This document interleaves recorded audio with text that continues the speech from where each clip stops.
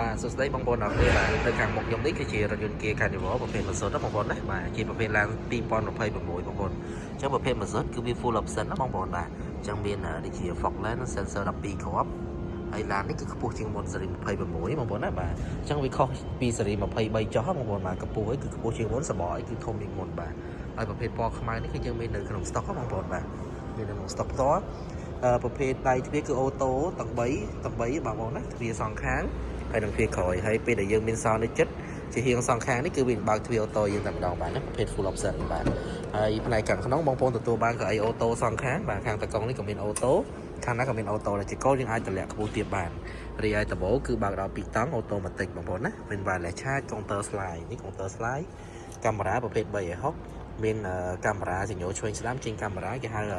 blind spot video monitor ក៏យើងមានដែរ option នេះគឺ full option ពេញបងប្អូនបាទហើយមានប្រណនកញ្ចក់អូតូសងខាងមានដល់ក្រោយកន្លែងសាកទូរស័ព្ទប្រភេទ Type C តែហ្មងបងប្អូនណាបាទហើយមានប្រភេទ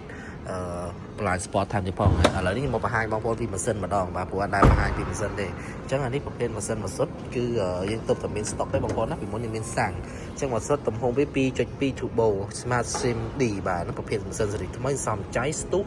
ស៊ីប្រេងតិចបងប្អូនណា100គីឡូក្នុងក្រុងបងប្អូនចំណាយ9ទៅ10លីត្រទេបងប្អូនណា9ទៅ10លីត្រតាមការស្ទះបងប្អូនជីក្រៅក្រុង5លីត្រជាងទៅ6លីត្រចុះបងប្អូនណាបាទអញ្ចឹងនិយាយថាប្រាប់6លីត្រចុះក្របងប្អូនបាទអញ្ចឹងទំហំវាអត់តូចទេគឺប្រភេទ 2.2 បងពុនផ្លូវ$150បាទស្មើ60,000រៀលណា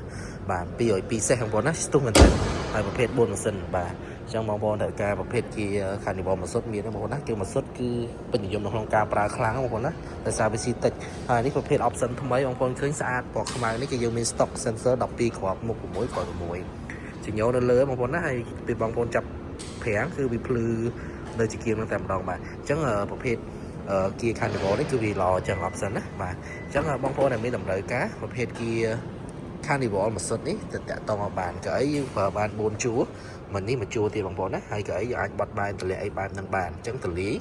វាំងណូនមានតំណក្រោយបាទកន្លែងដាក់អីវ៉ាន់អីផ្សេងកង់សេគួរគឺនៅបាតក្រោមឡានតំណបងប្អូនណាបាទអញ្ចឹងបងប្អូនដែលមានតម្រូវការប្រភេទរថយន្ត Kia Carnival នេះដែលលក់ដាច់ខ្លាំងនេះបាទអាចធ្វើការតាក់ទងមកលើសេវាកម្មបងប្អូនអាចចូលរួមចាប់ពី5%ឡើងទៅបានយើងយកឡានបានបងប្អូនណាបាទអរគុណបងប្អូនអរគ្នាសម្រាប់ព័ត៌មានបន្ថែមតាក់ទងលេខខ្ញុំបន្តបានអរគុណច្រើន